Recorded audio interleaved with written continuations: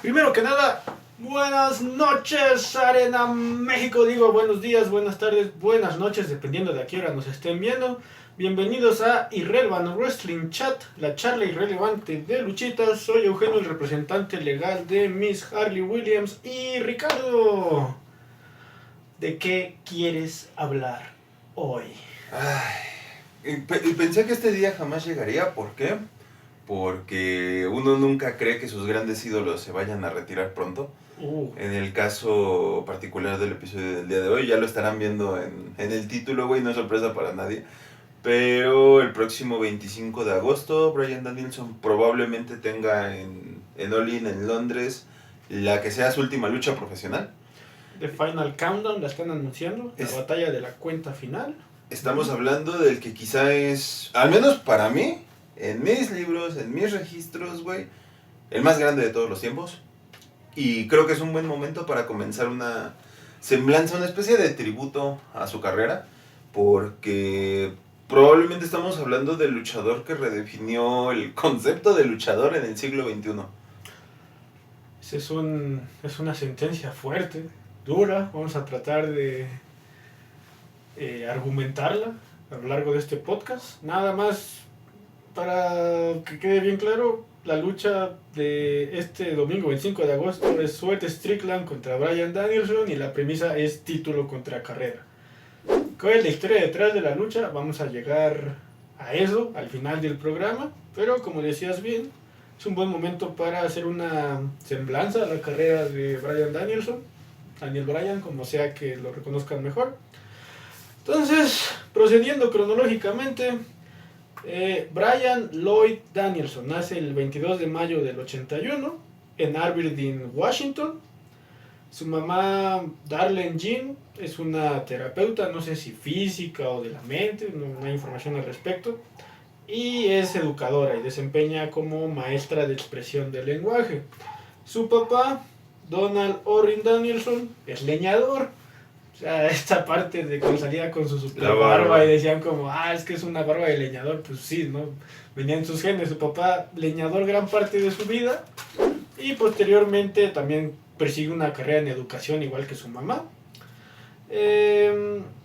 Pues de origen humilde, o sea, no es hijo de luchador, no es segunda generación, no viene de una clase alta. De hecho cuenta que cuando sus papás se divorciaron, él y su hermana tuvieron que estar repartiendo periódicos en bicicleta. Incluso cuenta de un trabajo de medio tiempo en McDonald's. Muy de niño gringo, ¿no? Sí, estos trabajos. Sí, muy de niño gringo. También en Inglaterra llega a pasar ese tipo de cosas, pero sí, como mucha onda del primer mundo y de esos años. No sé si ahorita se sigan repartiendo periódicos, yo digo que ya no. Creo que ya no. Yo creo que ya no, pero bueno. ¿De dónde nace su amor a la lucha? Él cuenta que de niño un amigo le muestra una revista y allá hay cosas de lucha libre y desde entonces se hace fan.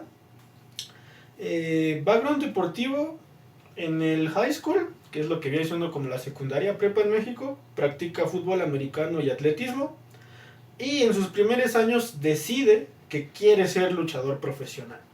Entonces en cuanto se gradúa en 1999, viaja a la Texas Wrestling Academy en San Antonio, Texas, y ahí empieza a entrenar bajo la tutela de Rudy González y de Shawn Michaels.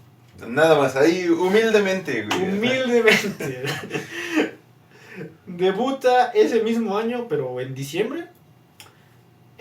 Poquito después de debutar hace una gira en Japón, donde ahí va dando como sus primeros... De hecho, ahí complementando, güey, ahorita que viene a mi memoria, sonó, no sé si sea dato oficial, porque no encontré bien la fuente, pero según recuerdo, su primera idea y primer acercamiento a tomar clases, vaya, era para una escuela con Dean Malenko. Sí, justamente con Dean Malenko, pero... era la época donde no había tanta información. Es curioso, ¿no? Porque al final de cuentas creo que muchas veces a Bryan, en sus primeros años al menos, güey, Dean Malenko fue como el punto, el luchador a comparar. Ajá. ¿Por qué? Porque veías a un tipo puramente técnico, quizás sin mucho carisma, porque pues eran otros años, otro tipo de entretenimiento. Pero sigue habiendo de esos. O sea, sigue habiendo de esos. Hay gente que es muy, muy talentosa, pero que tiene el carisma de un zapato. O sea, mi zapato da más risa que ellos. O sea, pero, digo, es curiosa la analogía, ¿no? Ahorita si quieres, retomamos ese punto con el paso de los años. De hecho, en esa historia, él mismo cuenta que quería entrenar con Dean Malenko, pero cuando llega a la escuela descubre que ya la cerraron. Sí. Y ahí es cuando salta a buscar la escuela de Shawn Michaels en San Antonio. Pero bueno, hace esta gira en Japón al principio de su carrera. Y posteriormente en el año 2000, la World Wrestling Federation, ahora WWE, lo firma en su territorio de desarrollo, que en ese entonces estaba en Memphis. ¿Era MCW? Memphis Championship Wrestling, MCW, justamente. Ahí empieza a ser entrenado por William Regal, de hecho... Otro. Sí, igual. De hecho, Bryan dice que fue como un parteaguas, como el maestro que le enseñó cómo se hacía esto, o sea, como el que lo encaminó en buen camino, digamos. Y pues esta etapa muy irregular, o sea, de repente tenía luchas, de repente no, incluso... De por ahí viene su época en Velocity, ¿no? Sí, de hecho en Velocity Heat tiene luchas con... todas las perdió. Como Jover, que era en ese entonces, contra Rico, contra Paul London, incluso tiene una lucha contra John Cena.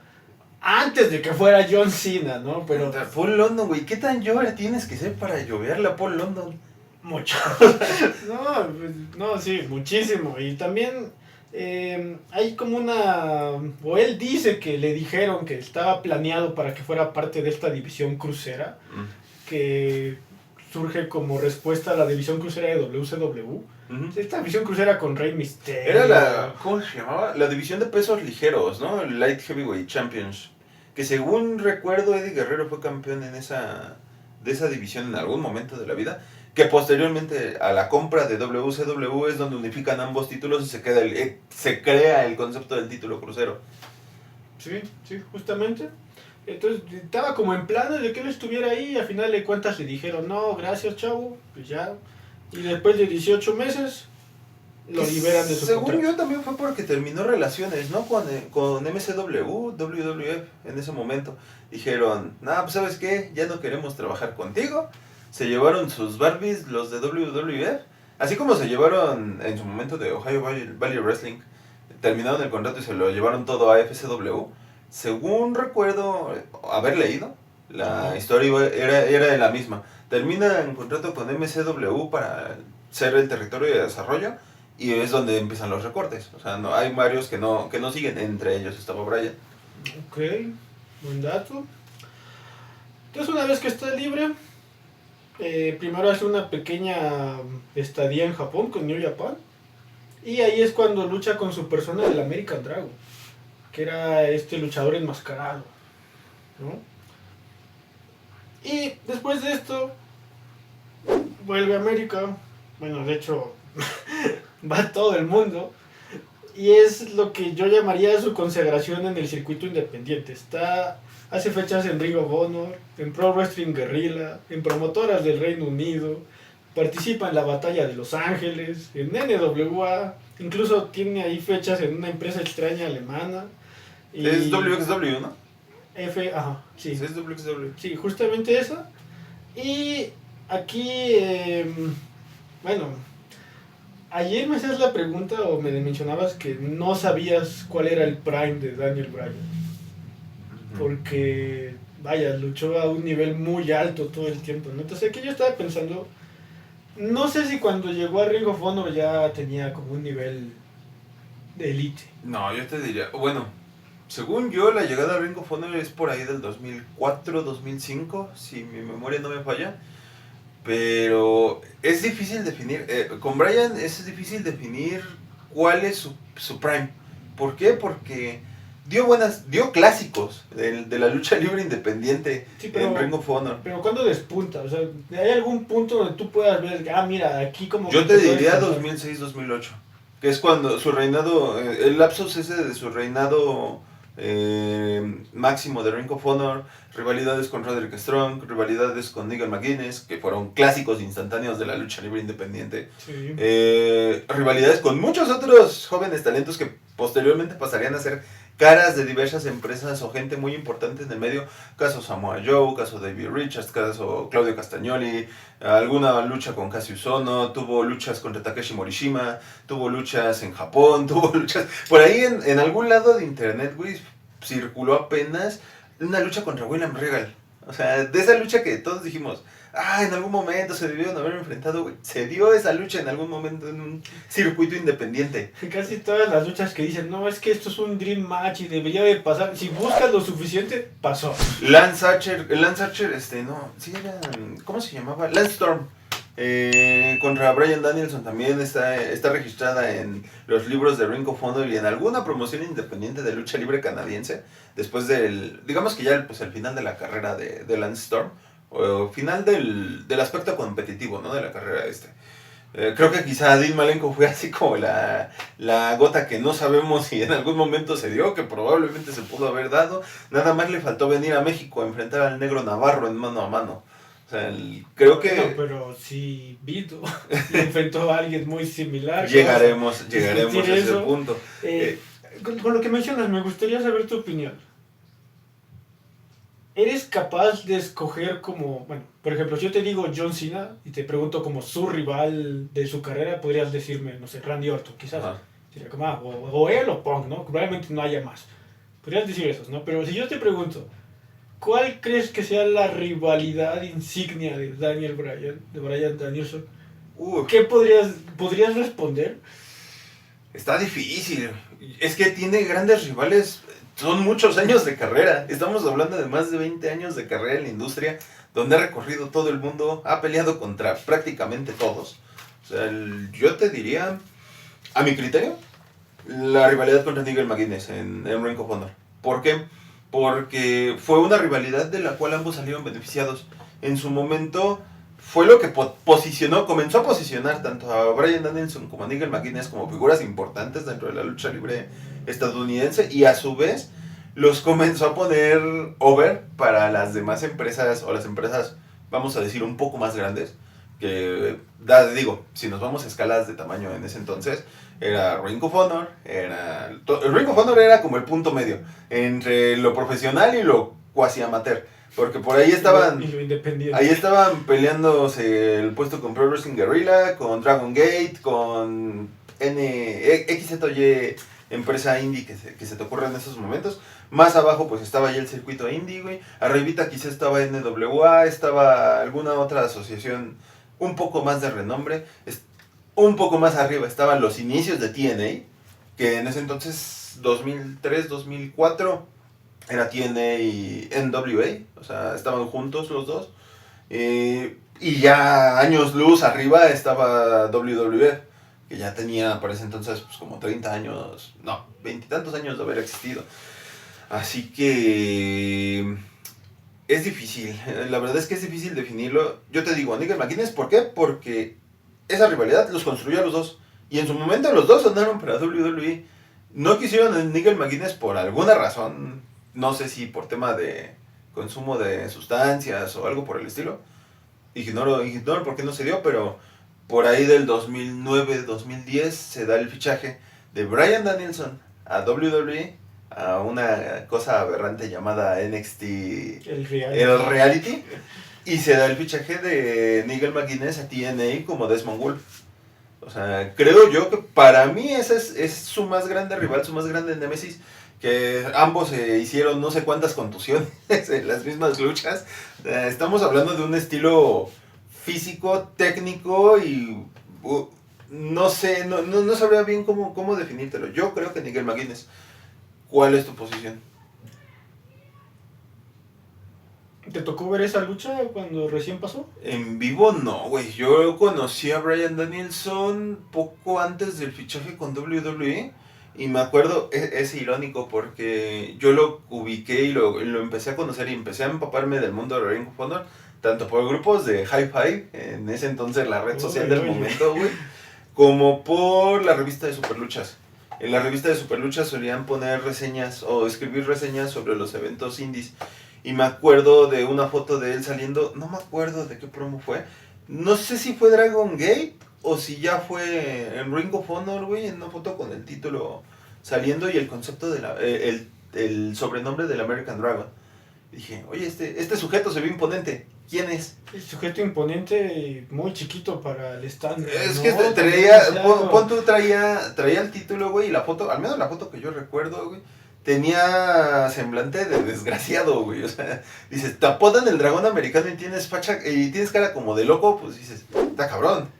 Bueno, y lograr transmitir eso con el físico que con tiene, el físico que ¿no? tiene. O sea, es algo complicado. En cuanto a... Es que yo creo cualquier rivalidad emblemática que escojas de Daniel Bryan puede ser su mejor rivalidad.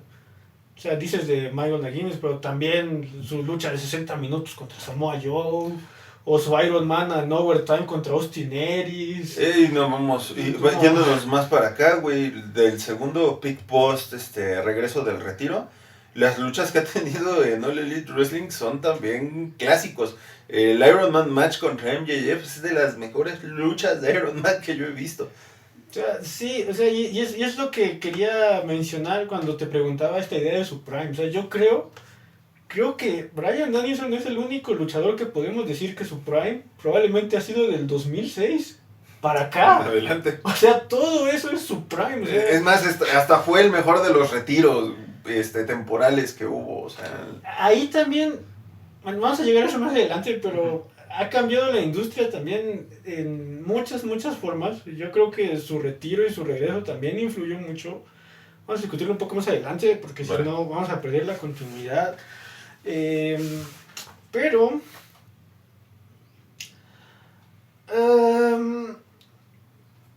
de su tiempo en Ring of Honor, otra cosa, antes que me vaya, mencionabas lo de, no se llevaron a Michael McGuinness por cuestión de esteroides, ¿no? Quizá abuso de distancias. Otra cosa que me gustaría señalar, Bryan Danielson ha tenido el mismo físico toda su carrera. Uh-huh. O sea, se ha mantenido y... O sea, no es como Eddie Guerrero que de un año para otro de repente se superinfló y ya pudo ser campeón de la compañía. Mismo caso Rey Mysterio. Caso de algunos luchadores mexicanos. Caso de un montón de luchadores mexicanos que no quiero enlistar ahora, pero sí, muchísimos. ¡Bandido! Bandido. Flamita. No, basta. Vaya, yo no podría decir que Bryan haya incurrido en esas prácticas.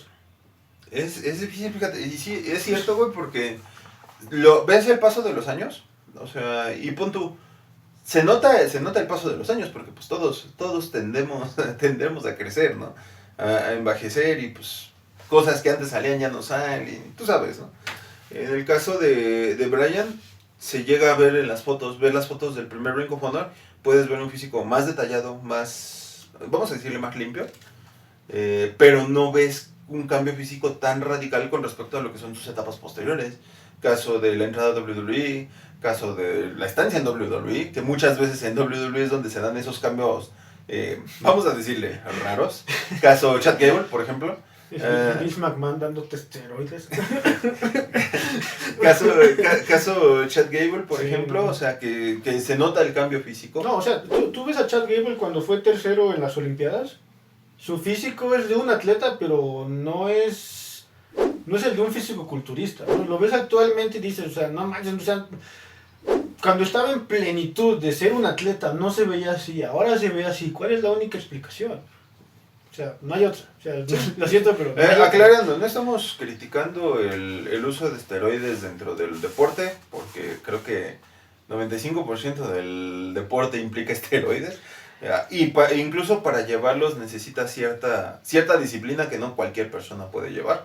O sea, eso hay que reconocerlo. Pero sí es cuestionable el hecho de que lo que estamos, al punto donde llegamos con la crítica a los esteroides es cuestionable el hecho de usarlos nada más para fomentar el embellecimiento de la imagen, ¿no? La proyección del cuerpo hacia algo, para obtener algo más. O O sea, es caso de las luchadoras que se tienen que poner implantes para poder sobresalir, que es algo tristísimo, que digo, si era tu deseo ponértelos, está bien, es muy muy respetable, pero también creo que en el lado varonil, pues el tema de los esteroides es algo que da como para mucho debate, ¿no? De está bien, está mal, se puede seguir o no, y nos estamos desviando un poquito del tema. El punto es, creo que Bryan Danielson ha sido modelo para muchos luchadores a nivel profesional, porque creo que no hay luchador que te hable mal de él, luchador que haya compartido el ring con él que te pueda hablar mal de él. No es un trabajador, bueno, quizá en sus primeros años, porque contusiones, ¿no? Pero no es un trabajador inseguro. Bueno, pero era consensuado, o sea, yo creo con Nigel McGuinness en vestidores antes de esa lucha brutal con miles de contusiones, dijeron, oye, vamos a darnos, pero con todo. Los golpes contra el poste de la cabeza. Sí, vamos a hacer eso. Y los dos, bueno, porque lo recibe Michael y también lo recibe Dan. Yo creo que fue consensuado. O sea, la lucha es un acuerdo. O sea, si los dos están de acuerdo, probablemente, o sea, se puede hacer. Quizás debería de haber una gestión más externa, como nivel referee, nivel WWE. Me acuerdo cuando Charlotte dijo que quería tirarse un moonsault desde arriba de la jaula y le dijeron, oye, no mames, o sea, eso no se hace. Sí, de por sí tu moonsault sale culero, imagínate. Sí, imagínate. Stevie Richards decía alguna vez que los luchadores son estúpidos y necesita que los cuiden. O sea, sí, pero vaya, no es como un caso Low-Key. Que nada más se puteaba al otro por puteárselo y ya, ¿no? O sea, y si se ve que no había un acuerdo. Pero en el caso de las lesiones de Bryan, las contusiones, la retina que se le desprendió, todo eso, yo creo que fue un acuerdo mutuo en vestidores. Entonces, por eso mismo no vas a encontrar a alguien que te hable mal de él. Exactamente. Y por ejemplo, vamos a la etapa del circuito independiente. O sea, tanto Ring of Honor en ese entonces permitía como esa salida, no tenía como exclusividad, ¿no? de su roster, por lo cual podías ver a Bryan Danielson dándose en la madre contra Samoa Joe en Ring of Honor, y posteriormente podrías irlo a ver dándose madrazos contra Kenny Omega en DDT o en Pro Wrestling Guerrilla. O sea, creo que teníamos... Estamos hablando de que probablemente entre 2005 y 2010 fue la época de oro del circuito indie estadounidense, porque hoy en día todas esas jóvenes promesas, güey, de alguna forma se consolidaron. O sea, y estamos hablando de tipos que incluso ya ni siquiera están en activo. Caso Adam Pearce, por ejemplo. En el caso de los Nick Aldis, que igual se supone que está en activo, pero no está ejerciendo por alguna razón.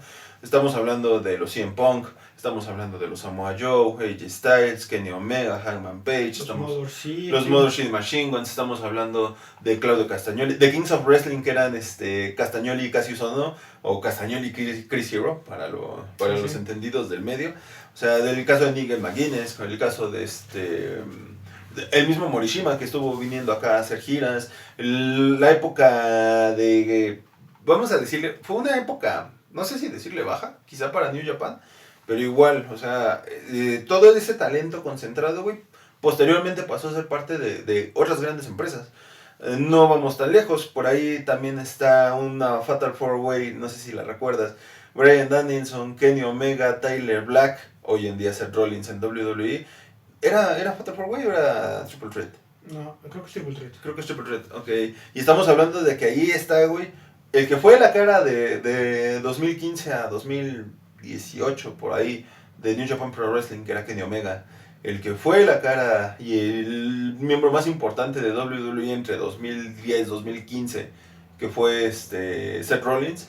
Y estamos hablando del que quizá es el tipo con el movimiento más importante de la lucha libre, que fue el Yes Movement en 2013. No estoy seguro, pero por ahí. En 2013, güey, que fue un fenómeno social. No fue algo que fue más allá del wrestling, sí, que empezó a propagarse por todo el medio del deporte de Estados Unidos. Yo me acuerdo del Mundial Sub-21, creo, un equipo en Nigeria. Creo que en Nigeria metían gol y iban a la cama y decían, yes, sí, mediático totalmente. Y a mí me gustaría, hay una anécdota de un Zack Sabre Jr. contra Bryan Danielson. un Zack Sabre Jr. 18, 20 años. Y le llevan a Bryan Danielson a Inglaterra. Entonces, es una lucha frente a 50 personas. O sea, no hay casi nadie. Entonces empieza la lucha y como a los 2-3 minutos Bryan mete el Sky Special. No sé si recuerdes este toque de espaldas con el que Drago ganaba sus luchas en Lucha Underground. Ese le mete. Y no sé si se lo mete muy bien cerrado, o Zack Sabre se le olvida quitar la cuenta, o el referee se apendeja. El chiste es que cuentan 3. Cuando pasan ese tipo de cosas, no me permitirán mentir, pero en el circuito independiente mexicano pasan ese tipo de cosas. Y el luchador estrella no manches, pues es su error, o ¿por qué me programan con pendejos? O pinche referee estúpido. No lo vuelven a programar. Al chile yo ya cobré y me voy, ¿no? ¿Qué hizo Bryan Danielson? Hay un momento de confusión. El referee no sabe qué hacer, Zack no sabe qué hacer, los promotores no saben qué hacer. Entonces Bryan agarra el micrófono y había notado que había una niña en primera fila con su playera. O sea, probablemente la única niña que conocía a Bryan en toda la arena, en todo el como bingo hall, le dicen. Y le pregunta, oye tú niña, ¿quieres otra caída? Y la niña obviamente, sí, ¿no? Pues vuelve, retoman la lucha y tú dirías como, bueno, esta ya la retomó, acaban de hacer lo que tenían planeado y se acabó. ¿No? Bryan deja que Zack Sabre Jr. le gane con un paquetito. Y después de eso vuelve a agarrar el micrófono. A ver, ya gané una yo, ya ganaste una tú, ¿sabes qué? Vamos a la tercera a ver quién es el mejor. Y van a la tercera caída y ahí sí, ahora ya Bryan le gana. Pero, o sea, digo, ¿quién hace esas cosas? ¿Quién tiene, no solo quién es lo suficientemente generoso? O sea, porque imagínate, pinche Zack Sabre Jr. de 18 años, todo meco, imagínate, haces ese botch de pin a los 2 minutos, dices, güey, el promotor me trajo a Bryan desde Estados Unidos, le pagó su vuelo y ves la mamada que hizo, ¿no? O sea, imagínate su posición todo penado y que Bryan sea lo suficientemente generoso para hacer eso por ti. O sea, primero. Y segundo, la atención a detalle que tengo, o sea, que se dé cuenta que hay una niña en el público que sí lo conoce. Que improvise una segunda caída y que después y que use el error para contar una historia. Entonces yo creo, eso te habla de la clase de superestrella generacional que es Bryan Danielson. Y no vamos tan lejos, o sea, lo tocamos en anteriores capítulos, ¿no? Lo valioso que es para un luchador poder improvisar. O sea, creo que es algo que pocas veces se valora. Y es lo que mencionabas, o sea, ¿quién en su sano juicio diría que Bryan Danielson, ya siendo una estrella, vamos a decirle consagrada en ese momento, en el sector independiente, en el sector independiente, o sea, es el American Dragon. ¿Quién pensaría que un tipo de ese, vamos a decirle, de esa magnitud, una estrella de esa magnitud, pueda llegar a recurrir a eso? O sea, hacíamos la analogía, bueno, hagamos la relación con lo que mencionábamos de Damian Priest, ¿no? O lo que hablábamos de los house shows en WWE. Es la capacidad, se tiene que valorar mucho la capacidad del luchador para poder adaptarse a los contextos complicados o a los contextos donde las cosas se salen de control. ¿Vale? Sí, totalmente. Bryan es la cúspide de eso, en mi opinión. No sé si tú compartes esa opinión. Creo que la comparto y hasta cierto punto también la respeto. O sea, es raro que tú y yo estemos de acuerdo en algo, pero creo que en esta ocasión va a salir un arco iris porque se está dando. Sí, de hecho.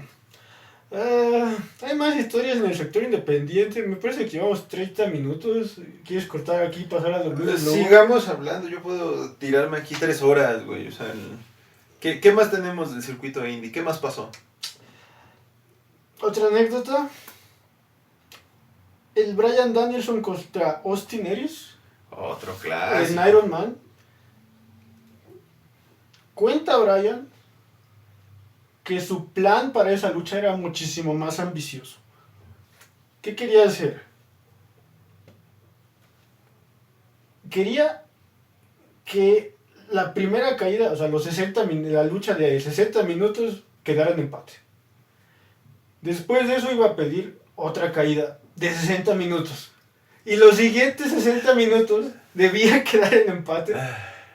E iba a perder a las 2 horas con 12 minutos contra Austin Aries. Estamos hablando de la lucha de hombre de hierro más larga de todos los tiempos, ¿no? Ese era su plan.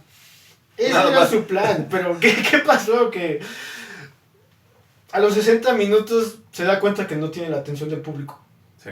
Entonces, no, o sea, güey, a lo mejor tú en tus chaquetas mentales, ¿no? Así cuando dices, ¿qué voy a hacer en esta lucha? Dices como, no, sí, va a estar bien chido, mi primera caída de 60 minutos, la segunda de 60 minutos, pero ya ejecutado puede salir diferente, ¿no? Puede... O sea, por más que me guste Bryan Danielson, yo no sé si quisiera verlo luchar por 2 horas seguidas. Es que de por sí el concepto del Iron Man es una lucha complicada de ver, ¿eh? Te diría yo, café para muy cafeteros, porque sí. Es desarrollo lento. Muchas veces... Hay veces, güey, que la gente se distrae con una lucha de 15 minutos y dice, esta lucha estuvo... Se ponen a jugar con una pelota de playa, güey, o sea, sí. son detallitos, ¿no? Pero, bueno, continúa. Entonces, te digo, se da cuenta que su idea no va a funcionar. Y toma la resolución de cortarla inmediatamente en la segunda caída. Y, pues, bueno, es un clásico de todos los tiempos, ¿no? O sea, es la decisión correcta, es lo que llaman... como luchar acorde al público. Uh-huh. O sea, ya cuando me ha tocado luchar con gente un poco más consagrada, pues ya un momento, a ti no, a Miss Harley cuando Williams. me ha tocado a Miss Harley Williams tocar con gente un poco más consagrada, es como llega el referee y dice, muy bien chicos, ¿cuál es su final?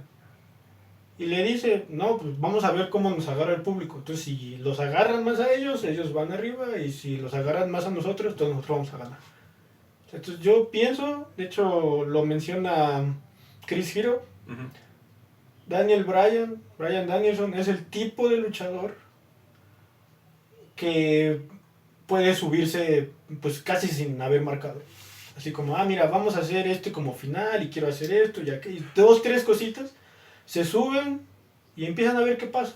O sea, como ya veo 20 minutos y, mira, hiciste, como que van improvisando. Hablando de eso, pues no vamos tan lejos. En el sobreanálisis de SummerSlam que sacamos hace algunas semanas, tocábamos el tema de Kenny Omega, no sé si lo recuerdas, en los comentarios sobre Logan Paul. Sí. Sobre la capacidad que tiene un luchador de élite. Digo, ya sé que, retomando un poquito ese tema, sabemos que Logan Paul, pues como atleta es un talentazo. Pero también sabemos que como luchador tiene mucha lona que recorrer todavía. Pero pues es Kenny Omega diciéndote, soy un talento generacional capaz de marcar una lucha en 10 minutos, 15 minutos. 3 minutos. O sea, lo que sabes, también Zack Sabre es mucho de ese estilo de no marcar sus luchas. Como nada más decir, vamos a acabar con esto y ya. Entonces, pues sí, esa Bryan Danielson contra Zack Sabre fue en London, fue en Wembley. ¿En cuál? ¿La más reciente? En AEW. En AEW fue en Forbidden Door y fue en Estados Unidos. Pero hubo una antes, ¿no? Antes de esa yo no tengo ningún registro porque la vendieron como en Dream Match, probablemente sea la que tú dices. O una después, bueno. Hubo una después en Japón, en Tokyo Dome. Uh-huh. Sí, bueno, ellos son muchos de investidores, este es el final, listo.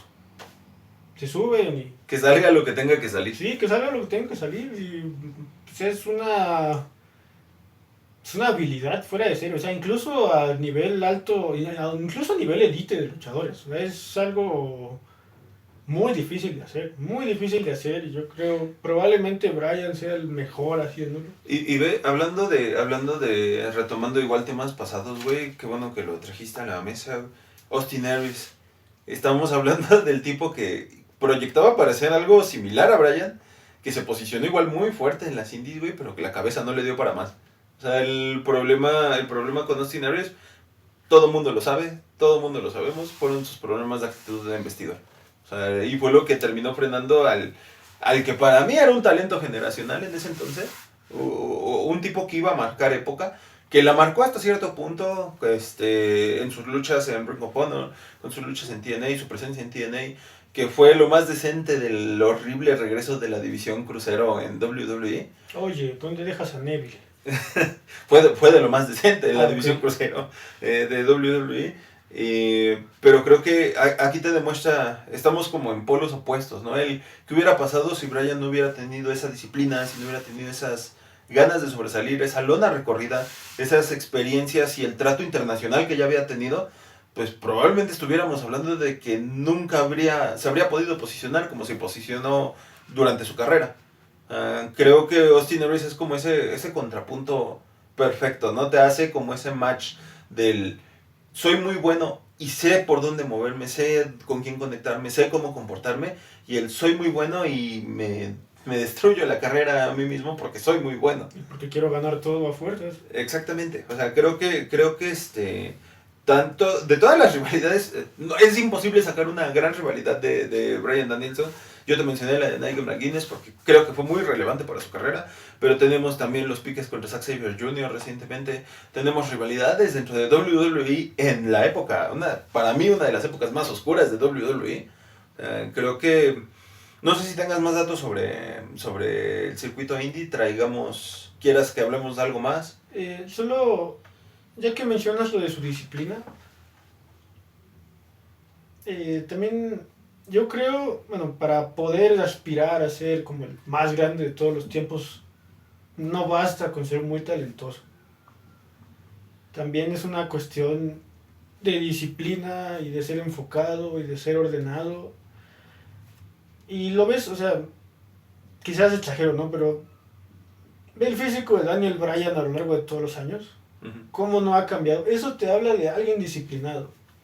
Una persona que puede mantenerse fiel a su ideal de ser vegano durante tantos años. O sea, tengo amigos que son veganos, no sé. Tengo una amiga en Alemania que es vegana. Y viene a México y dice, no, cuando vengo a México no hay forma, porque pues enchiladas, porque la carne asada y ya, no importa, ¿no? Pero Bryan es un hombre que se ha mantenido con ese régimen alimenticio pues muchísimos años, no sé desde cuándo empezó, pero se ha mantenido, o sea, es disciplinado, conoce del negocio, sabe para qué es contratado, sabe qué es lo que debe transmitir, sabe improvisar, lucha de dedos. Ya, o sea, empieza la lucha y primero hacen vencidas, o sea, literal se echan sobre la lona vencidas. Luego de las vencidas, hacen una competencia de pelea de dedos. Luego de la pelea de dedos, hacen una competencia de cardio corriendo en las cuerdas. Después de eso, Bryan empieza a atacar la muñeca. Y empieza a venderla mucho Kenny Omega. Y entonces agarra su codera del otro lado y se la pone. Luego se quita la rodillera y se la pone. Entonces, según ya está súper protegido, y Bryan intenta volver a atacar en la muñeca, y no le hace nada, y no le hace nada, y no le hace nada, y no le hace nada. Y entonces Bryan le quita la rodillera, y no es hasta que le quita la rodillera que vuelve a atacar la muñeca que sus ataques empiezan a tener efecto otra vez. Y, o sea, esta es como la parte cómica de la lucha, pero ya más adelante tiene que pegarle duro a Kenny Omega y de nuevo vuelve a ser este luchador serio. O sea, no sé qué más decir. O sea, no sé qué otra flor echarle a este hombre porque... No, sí, y estamos hablando tan solo Kenny Omega, los primeros años de Kenny Omega, por ejemplo, sale de WWE porque pues, nunca le dio la oportunidad. Estuvo por FCW, si mi memoria no me falla, en ese entonces. Y güey, o sea, va a DDT en Japón. Y mucha de su carrera se construye con base en comedy. O sea, no vamos tan lejos. El video de Kenny Omega luchando contra una niña de 11 años es buenísimo. Es buenísimo, o sea, es buenísimo. Pero pues estamos hablando del tipo de luchador. El tipo de luchador que fue, como empezó, y el tipo de luchador que es ahora. Yo también recuerdo cada que iba a volar en la lona, hacía el ritmo del tema de Terminator. Sí. Yo creo, o sea, los puristas hablan del comedy wrestling y sí dicen como, son payasadas, están matando a la lucha y todo, pero bien hecho, bien ejecutado, yo creo siempre puede haber un espacio para ese tipo de lucha. Exactamente. Así que, bueno, ¿qué sigue? Muy bien. Dejando atrás el sector independiente. En 2009 regresa a WWE. Está un rato ahora sí en Florida Championship Wrestling, en territorio de desarrollo. ¿Sí pisó FCW? Estuvo un rato. O sea, un ratito, no pudo. Y después, el 23 de febrero de 2010, hace su debut en NXT, el reality. Por Dios, sí. Recuerdo eso. Es que hay una creencia popular entre el fan promedio que solo consumía WWE, que decía que Bryan era un gran luchador técnico, pero que no tenía nada de carisma. ¿Cómo te hace sentir esa sentencia? Es complicado, güey, porque, te digo, yo viví esa transición del circuito indie a WWE y recuerdo mucho las conversaciones en foros y era eso. O sea, me lo van a limitar, no va a poder hacer lo que suele hacer. Vamos, no estamos tan lejos. El que era el Mutilation, su llave insignia, güey, su emblema, lo tuvo que cambiar. O sea, no acabo de entender por qué, pero lo tuvo que cambiar. En el caso de la llegada a WWE, llega a WWE y se desatan las críticas en su momento porque pues, Bryan Danielson en WWE llegando a terreno de desarrollo y posteriormente llegando a un concepto estupidísimo que era el NXT primigenio, ese reality, güey, con muchos novatos que sí eran novatos. O sea, recuerda como este formato, tenemos a un novato, a un rookie y con su pro que le va a enseñar cómo se lucha. Y es... O sea, lo ves con contexto y esto es estúpido, ¿no? O sea, el rookie es Bryan Danielson, que viene de ser probablemente la más grande estrella del circuito independiente. Más de 10 años de carrera para ese entonces. Y el pro es el Miz. El Miz que, o sea, empieza... El Miz primigenio. Sí, el Miz primigenio que empieza su carrera en WWE literalmente de anunciador. ¿Ya había ganado título mundial por ese entonces? ¿O todavía no? Creo que, me parece que no. Sí, según yo lo ganó por ahí 2010, 12. Sí, fue como esta etapa después de su feudo con John Cena, que tenía el título de los Estados Unidos. Sí. Fue esa etapa, ¿no? Pero, o sea, si ves esa historia con contexto así como el pro y el rookie, dices, o sea, no tendría por qué ser así. Ahora, lo que mencionaba de como esta idea errónea del público no conocedor, de que Bryan no tenía carisma, se origina justamente de que el personaje de Bryan iba de eso. Iba de que tenía que representar a un luchador que estaba en vías de desarrollo, que no tenía carisma, que no sabía tirar promos, que quizás tenía alguna habilidad, era bueno en el ring, más no excelente. De hecho, tú lo ves haciendo su moveset en WWE en esos primeros días y se ve que lo ajustó como para bajar su nivel a propósito. Entonces, el hecho de que tú o mucha gente en esa etapa haya catalogado a Bryan de falta de carisma es porque Bryan así lo quería. Pero igual, fíjate que es curioso, porque sí se criticó mucho en su momento la llegada a ese concepto de NXT, que tanto, güey, que mucha gente dejó como de seguir al American Dragon, ¿no? O sea, empezaron las críticas, llovieron un buen de hate en ese entonces, no tan desproporcionado dado lo viejo que era el concepto, o lo primitivo que era el concepto de redes sociales.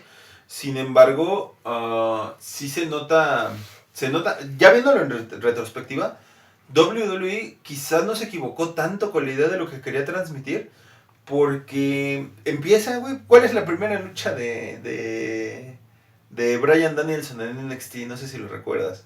Es contra Chris Jericho, güey. O sea, contra Chris Jericho. El campeón peso pesado del mundo en ese entonces. Exactamente, o sea, dices, quizás no lo están haciendo ver como el luchador que en verdad es, pero al menos le están dando algo importante. Y tal es el punto, güey, que empieza a avanzar las semanas, güey. No gana él el NXT. De hecho, pierde sus primeras 5 luchas. No gana él el NXT, güey. Es una situación bien extraña.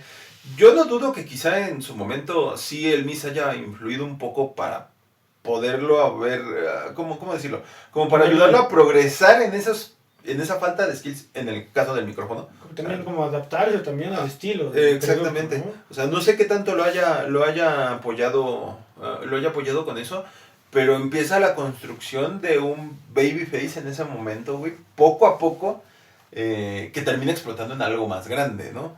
En el caso de Bryan Danielson, comienza el avance de NXT, llega la historia de los Nexus, no sé si recuerdas la parte de los Nexus. ¿Quieres contar la anécdota del qué pasa cuando debutan los Nexus? 7 de junio de 2010. Día de mi cumpleaños, fíjate. NXT invade Raw para atacar a John Cena. Y dentro de este grupo de Nexus estaba Daniel Bryan. ¿Qué decide hacer? Agarran al anunciador Justin Roberts. Actualmente en All Elite Wrestling. Es actualmente anunciador de All Elite. Va a ser relevante más al rato. Sin comentarios. Agarra al anunciador Justin Roberts y decide que es una excelente idea ahorcarlo con su corbata. Ay, güey. En las independientes, eso es una excelente idea. En televisión a nivel nacional, mundial, con un producto nacional, mundial, streaming, con un producto enfocado para niños, con patrocinadores monitoreando todo lo que haces, no es tan buena idea. Debo decir que la postal es épica, ¿eh? Claro. Sí, la postal es muy buena, pero lo tienen que correr por este tema de patrocinador, imagen. Fue Mattel, ¿no? Si mi memoria no me falla, güey, por ahí está la noticia. Probablemente, sí, pero bueno, lo corren. Y sí, se dicen, oye, es que eres muy buen trabajador, pero no estuvo en nuestras manos, fue una cuestión con los patrocinadores. O sea, eso te habla de que tenía muy buena relación en backstage. O sea, no fue un regaño así de, eres un pendejo. No, fue, oye, perdón, es que no podemos hacer nada para ayudarte. Peor, no lo denigraron, güey, porque hay muchas veces que con esa clase de errores, lo único que hacen es comenzar a humillarte en televisión nacional. Pues de hecho, creo que los siguientes programas NXT lo saca de circulación, lo saca de circulación y desaparece. Lo desaparecen un rato para que pues baje el calor, para que se le olvide a la gente. Y en 2010, más tarde, ya regresa para retar al Miz por el campeonato de los Estados Unidos, que pues eventualmente consigue. No, regresa primero para la rivalidad con Nexus, ¿no? En aquel entierro mágico donde hizo equipo con Bret Hart, John Cena y varios más. No sé si lo recuerdas. No sé cuál es primero, cuál es después, pero sí también sí, según yo regresa en ese momento, hice el primer regreso porque todo el mundo se queda asombrado cuando John Cena presenta su séptimo refuerzo. No recuerdo si fue ya bajo el concepto de Bragging Rights, pero fue una lucha que no me acuerdo si fue en SummerSlam, no me acuerdo de la fecha, habría que poner la nota al editor, por favor. Hay que ponerla en pantalla.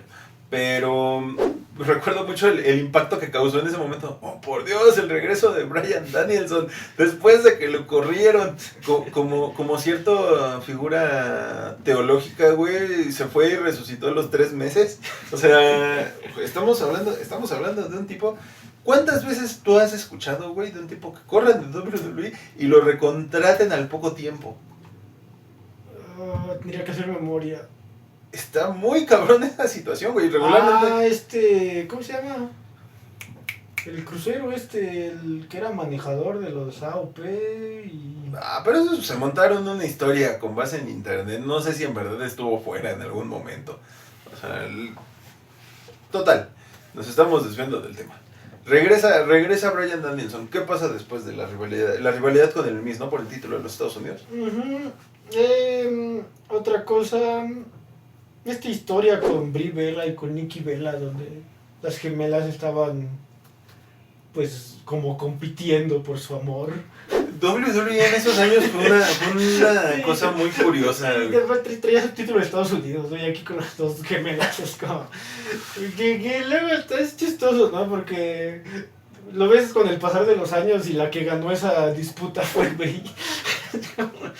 La menos carismática de las dos. El storyline que se convierte en realidad, como estos actores que les dicen, oye, O sea, sí, en la película estás enamorada de él, pero no te vayas a enamorar de él en la vida real. Y acabando la filmación son pareja, ¿no? Así, justo así es la historia de romance de Brian y Brie Bella. Pero sí, ¿algún otro comentario sobre eso? Hay que recordar, bueno, pasamos durante su etapa en WWE, llega a su primer reinado como título, con el campeonato mundial, y hablando de cosas extrañas, güey, ¿recuerdas el manejo de AJ Lee en esos momentos? Que fue pasando de aquí para allá como si fuera la chica de la banda. La chica de la banda sí. de cada luchador con el que salía. Pasó por Dolph Ziggler, pasó por Bryan Danielson, estuvo con Kane, creo que en algún momento. Con John Cena, ¿no? Que estaba escogiendo entre CM Punk, Bryan Danielson, Kane. Fue una época muy oscura, güey. No sé, yo creo que habría muchas personas quejándose si eso se transmitiera hoy en Probablemente día. Sí. Pero bueno, avancemos. Decía el campeón peso pesado del mundo, que gana después de tener el Money in the Bank, ¿no? Uh-huh. Y es un reinado muy raro, no sé, o sea, le quita el título a, creo que era el Big Show el campeón en ese entonces. El Big Show campeón por ahí de 2013. Ajá, y era una lucha de Big Show contra Mark Henry, y entró y la hizo triple amenaza, me parece, y ahí gana. Y luego está varios meses en rivalidades con ellos, rivalidades extrañas así de que descalifican al Big Show porque interfirió uno y luego el loco, cosas muy raras. Muy WWE 2013. Sí, hay momentos en pareja con AJ Lee y hay besitos de la buena suerte al principio de cada lucha. Y entonces llegamos a este WrestleMania donde ya llevaba algunas semanas haciendo el Yes, ¿no? Pero nunca nadie lo había seguido. Pero hace esta entrada en WrestleMania, es el Yes. Y ahí es donde nace el movimiento del sí. Y a pesar de que pierde el campeonato peso mundial pesado en 18 segundos. Güey, yo recuerdo, esa WrestleMania como anécdota personal, güey, fue la primera WrestleMania que yo vi después de como 3 años de desconectarme del producto de WWE. ¿Y no lloraste? Mucho lo vi así como por encimita, ¿no? O por noticias, nada más siguiendo Superluchas. ¿Y no lloraste? No, yo salí bien decepcionado porque dije, Sheamus contra Bryan Danielson puede ser una gran lucha, güey. Los dos tipos, un bravo como es Sheamus contra Bryan Danielson, ¿qué es Bryan Danielson? Y llegan y me dan esto, güey, fue así como de hijos de su madre, güey. Me enojé bastante, sí me enojé bastante por eso. WrestleMania 30, si no falla mi memoria, no 20 y tantos, 32. No, el 30 es donde gana el campeonato. Es la misma WrestleMania donde Miro, oye, anteriormente, ¿cómo se llamaba? Rusev. Es lloveado por John Cena, ¿no? En una lucha de bandera ahí toda pedorra. Creo que sí, pero es atrás del 30, no sé cuál. Sí, no me acuerdo bien, pero bueno. Eso fue fin de la anécdota personal. Sí, otra storyline más o menos, bueno, una storyline famoso de la historia fue el Team Hell No, cuando hace equipo con su primer paso, ya era coqueteando en su momento con ser heel, luego pega tanto que son face, y es una situación bien extraña en Hell No, muy gracioso porque dices, no veo cómo Bryan Danielson y Kane pudieran funcionar y lo hicieron. Son esas parejas disparejas que se basan en disfuncionalidad para entretener.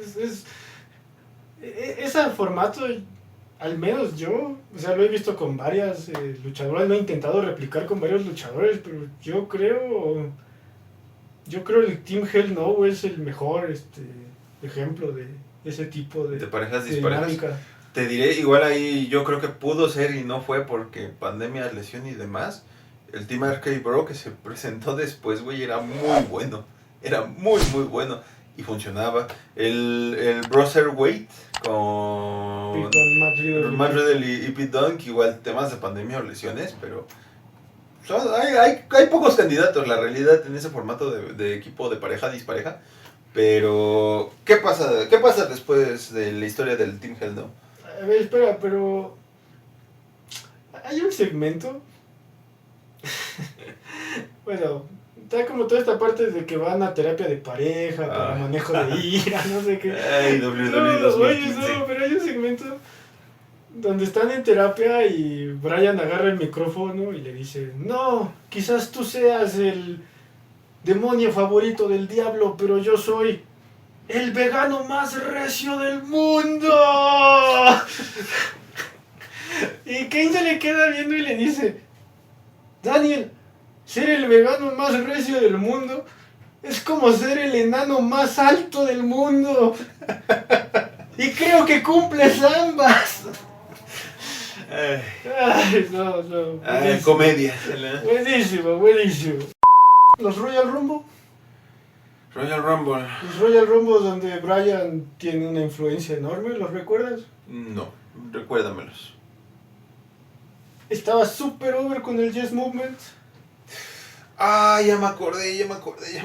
Se supone que es el número 30 de Rey Mysterio. Ya entraron los 29. Toda la gente empieza, yes, porque no ha entrado Bryan, y ni modo que Bryan no esté en la batalla real. Y cuando suena el 30, es Rey Mysterio. Y la gente abuchea a Rey Mysterio. Y recuérdame, pero esa es la batalla que gana Roman Reigns, ¿no? Creo. Donde sale La Roca al alzarle la mano. Es peor, es la que gana Batista. Batista, sí, cierto. Batista vuelve totalmente fuera de forma, totalmente desconectado. Cuando gana nadie le importa, todos están abucheando. O sea, se supone, la empresa piensa como esto, el gran regreso de Batista, el hijo pródigo. Y el fenómeno Daniel Bryan hace que abucheen al Rey Mysterio y a Batista. Y el Rey Mysterio. No puedes abuchear al Rey Mysterio. Si puedes, ahí pasó. Y sí, ya me acordé. Siguen los siguientes meses y tratan de hacer la rivalidad Batista contra Randy Orton, es miembros de Evolución, esto es lo que debe ser el main event. Que dices pintaba bien, pero a nadie, 30, güey, sí. A nadie le importa. Y la gente está gritando yes. Y entonces es tanto el apoyo de la gente para Bryan que WWE tiene que cambiar sus planes. Y tiene que meter a Bryan Danielson a esa lucha. Que después de la eterna historia de la autoridad, ¿te acuerdas? Y la eterna historia de la autoridad. No, es que tú no puedes, y tú no puedes, y tú no puedes. No eres el tipo que queremos como campeón. Eres un B+, nunca vas a ser un A. ¿Sabes por qué? Porque eres chiquito, porque eres vegano, porque no te quieres meter esteroides. La mítica promo, el mítico video package de Monster, ¿lo recuerdas? ¿Cuál? El package con el que presentan la lucha de la historia del, lo que mencionan, del B+, del tú nunca, no eres lo que queremos, eres muy bueno, pero nunca llegarás a ser campeón mundial, etc. Con la canción de fondo, güey, es quizá, para mí, top 3 videos package de todos los tiempos. O sea, es muy, muy bueno, te mete totalmente en la historia. Cumple esa capacidad de inmersión que hablábamos en relación con el cine, en episodios anteriores. O sea, te metes en la historia, güey, incluso personas que quizás no estaban conectadas dicen, yo voy con él. ¿Por qué? Porque es el ¿cómo se dice? El que lleva la desventaja, el underdog por naturaleza. Se da la rivalidad con Triple H y me acuerdo mucho, yo seguí parte de esa rivalidad, no seguí directamente al WrestleMania porque, te digo, andaba en esa etapa de desconexión. Pero recuerdo haber seguido la rivalidad y recuerdo esa escena icónica, güey, con toda la gente subiendo. No sé si habrán sido gente del territorio de desarrollo, si hayan permitido el paso de algunas personas, familiares, amigos, con el yes en el ring, güey. Sí, no nos vamos a ir hasta que nos den lo que queremos. ¿Y qué queremos? A Bryan Danielson en el evento estelar de WrestleMania. Que recuerdo, corrígeme, pero la historia iba de, yo te enfrento a ti, Triple H, y si gano, me gano la oportunidad por entrar al evento estelar. Sí. En esa misma noche. Sí. Justo así. De esas raras veces que WWE permite 2 luchas del mismo luchador en la misma noche, que creo que pocas veces han dado. No, y aparte en esa lucha con Triple H, Bryan Danielson avienta un tope con giro desde la tercera, desde el esquinero, hacia Triple H, y Triple H no lo cacha. Yo cuando vi eso dije, no manches, no va a llegar al estelar, no. Afortunadamente sí llega, pero hasta él, o sea, en entrevistas, él mismo dice que para él esa lucha en WrestleMania fue agria, fue agridulce. Porque llega con un montón de lesiones, llega súper cansado, o sea, llega en un mood de ya quiero que esto acabe, ni siquiera lo disfruta. O sea, es lo que él cuenta.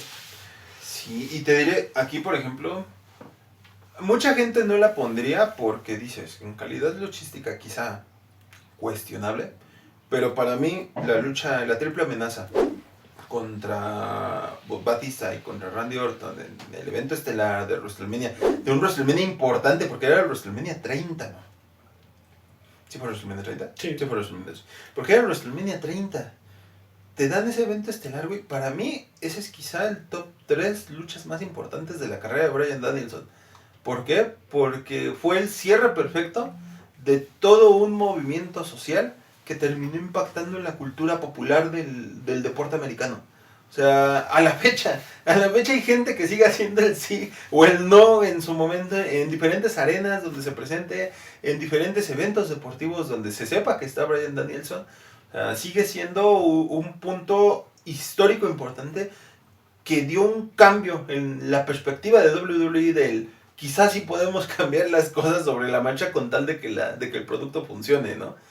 Años después vimos Coffee Mania, que no fue lo mismo, pero se le pareció. Años después vimos el We Want Cody en la última WrestleMania. Ese sí tiene ciertos matices, como vibras del Yes Movement, pero la Coffee Mania...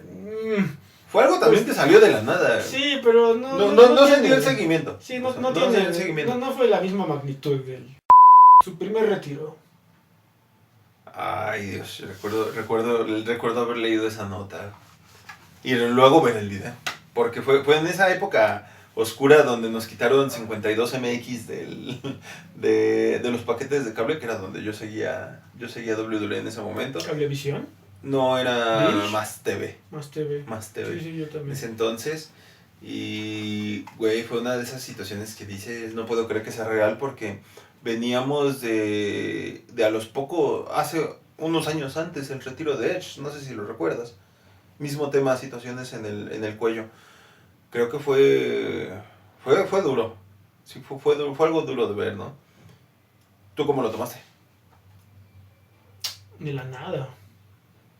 Era campeón intercontinental también, me parece. De hecho, tenía poco de haberlo ganado, ¿no? En WrestleMania, en la escalera, ¿no? Muchas escaleras. Y dijo, voy a defender y voy a devolverle el prestigio a este título. Como lo que hizo Gunter, él pretendía hacerlo. Y no se pudo. Pues no, o sea... Pues... anuncia su retiro. Y sigue... una etapa muy rara, ¿no? Donde es gerente general, fíjate que es raro, pero da pie a hacer el enlace con lo que sigue. No sé si recuerdas, durante esa etapa se da de nuevo la división de marcas, se mete gente en Raw, gente en SmackDown, y nombran a Bryan Danielson gerente general de SmackDown.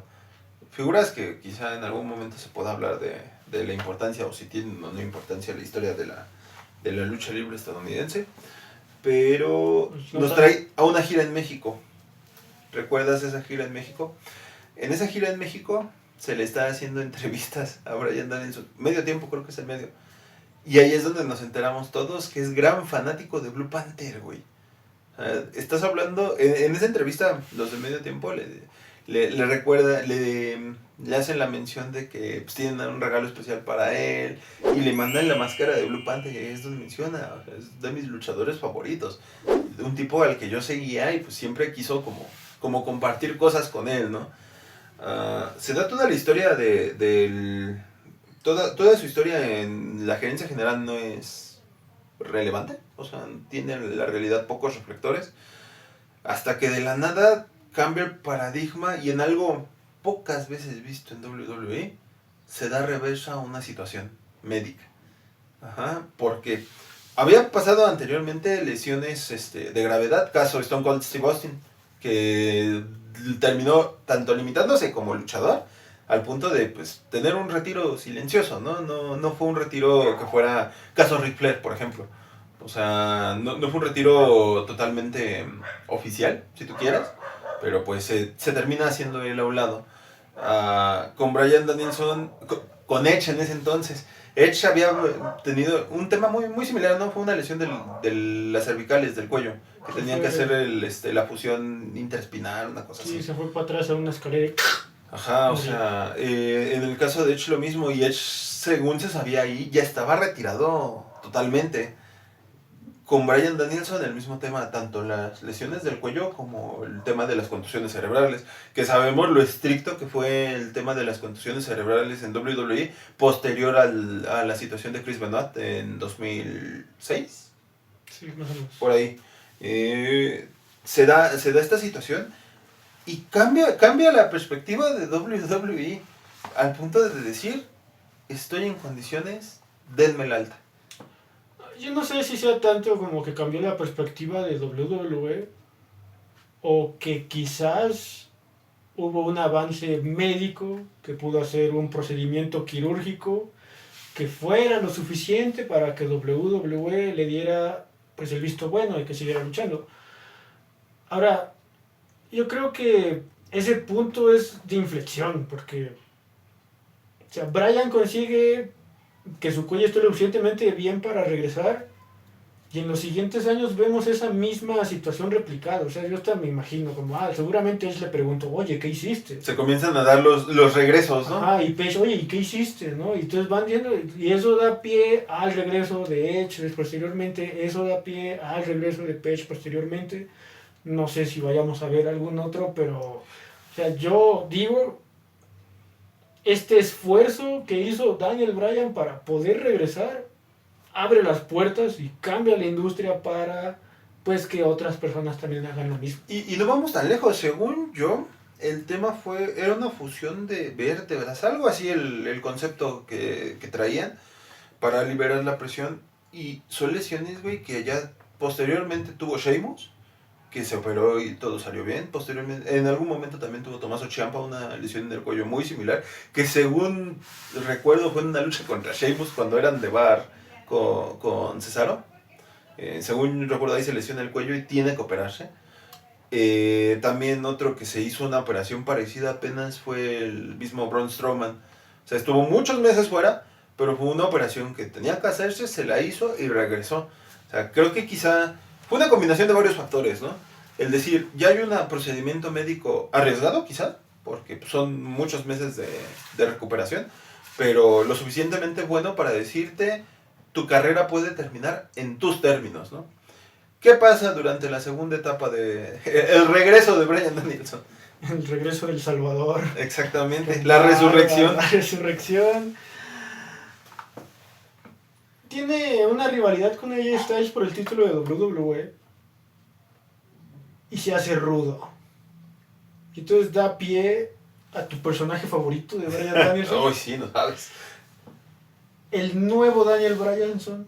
Daniel Bryan. El nuevo Daniel Bryan, que es un fanático ecologista que quiere salvar al mundo, que cambia el título de WWE de metálico a hecho de madera de un árbol que cayó naturalmente para no alterar el flujo de la naturaleza. No recuerdo un título tan feo como ese. Oye, a mí me gustaba. Pero vaya, es un concepto, como que abraza su concepto de vegano y uno con la naturaleza. Y es una persona que genuinamente quiere salvar el planeta. Y Bryan es un heel, un rudo tan bueno que hace que la gente lo odie. Y no vamos tan lejos, o sea, creo que igual durante esa segunda etapa, la estamos omitiendo, pero tuvo una lucha de correa contra... ¿El Finn? Contra The Finn, güey. La que para mí me preguntas, ¿la mejor lucha de la carrera de Bray Wyatt como The Finn? Es que muy... No manches, es muy difícil darle una lucha a Bray Wyatt que sea buena. Es más difícil darle una lucha buena a un personaje tan extraño y tan sobrebuqueado y tan sobrenatural y tan poderoso como el Finn. Si alguien puede hacerlo, si sabía una persona en el mundo que podía hacerlo, era Bryan.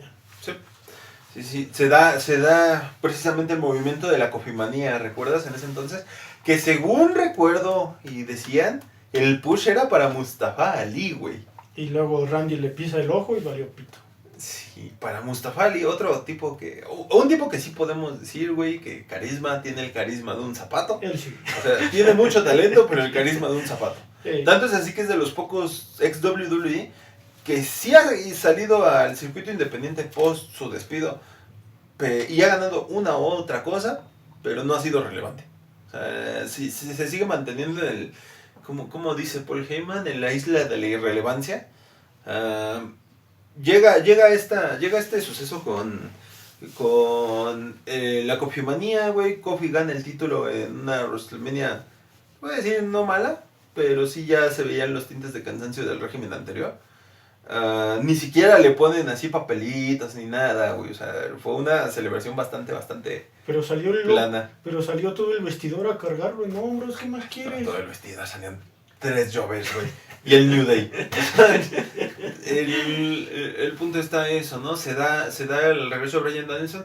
El regreso de Bryan Danielson, su segunda, vamos a decirle, tercera etapa sería. La tercera etapa en WWE, la del campeón ecológico. Más corta, ¿por qué? Porque se le acababa el contrato. No se sabía si iba a renovar. Incluso hay historias o anécdotas, chismes, o no sé si fue confirmado por él, que dicen que el mismo Vince McMahon le estaba dispuesto a darle permiso para ir a luchar a Japón, a giras en Japón, con tal de que no se fuera. ¿Esto fue antes de su triple amenaza con Edge y Roman? ¿O esto es después? Eso ya fue, ya estamos hablando del último run, sí fue la triple amenaza con Edge y Roman. Ok, es eso, en WrestleMania y luego en un SmackDown o Raw bien random tiene su primer lucha título contra carrera, que es contra Roman Reigns, ¿no? Uh-huh. Que es cuando pierde. Vince McMahon intenta detenerlo de alguna forma. ¿Y qué pasó ahí? Termina fichando por All Elite. De manera, no sé si decirle mágica, pero estamos hablando de la tercera etapa, bueno, de una nueva etapa en la carrera de Bryan Danielson. Un Bryan Danielson que, si bien en WWE podemos decir tuvo varios logros muy importantes, o parte de los logros más grandes de su carrera, porque yo creo que decir fui campeón de WWE, máximo de WWE, no es poca cosa. Por mucho que los haters lo quieran hacer ver, no es poca cosa. Estás hablando de que es quizá el imperio de lucha libre más grande de todo el mundo. Y aparte de una lista de campeones dominada por gigantes, gente con esteroides, actores de Hollywood. Que además tiene una historia a la par o casi igual de emotiva que lo que fue la historia de Eddie Guerrero y Chris Benoit coronándose en la misma WrestleMania. O sea, creo que estamos hablando de un punto de inflexión en cómo contar las historias a nivel WWE. Llega su segundo, resumimos un poquito lo que fue su segundo run, o sea, el regreso posterior al primer retiro. No fue gran cosa, porque la verdad es que 2018, 19, 20 para WWE fueron épocas muy bajas. Fueron quizá de las peores épocas en todos los tiempos. Decisiones muy cuestionables, manejo de vestidor malo, temas de juegos de poder que se terminaron llevando a la gran pantalla. Caso el manejo de Kevin Dunn, se llamaba el productor. Uh-huh. Y todo el hate y hit que había contra la gente que venía de NXT. El cómo desaprovecharon talentos del Black and Gold que salían over de Black and Gold y que al llegar a roster principal se perdían. No se ajustaban al producto. Exactamente. O sea, creo que había maneras diferentes de abordarlo. Quizás sí no se ajustaban al producto, pero tampoco es como que si tienes un terreno de desarrollo y está funcionando, intenta darle continuidad, ¿sabes? Creo que por ahí pudo haber ido la bala. Pero yo creo que tampoco había como espacio para él, no le encontraron que... También ya había agotado como casi todas las rivalidades que podía tener. Sí. Y como dices, tenía como inquietud, porque él era, como venía del circuito independiente. No es como el Miz que empezó ahí, como su mundo es WWE y ya, ¿no? Pero él venía del circuito independiente. Y veía lo que estaba pasando en New Japan, veía lo que estaba pasando en All Elite, veía lo que estaba pasando en México. Y... Pues mientras él estaba retirado, güey, se da todo el boom de Kenny Omega en New Japan. Sus luchas contra Kazuchika Okada. Se da el segundo boom de Raw, de Ring of Honor.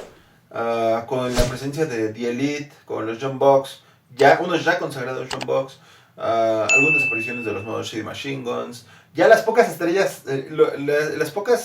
estrellas independientes que quedaban del viejo Ring of Honor intentando mantener el barco a flote. Hangman Page, Marty Scurll, se crea el concepto del Bullet Club y posteriormente se da toda esta mutación.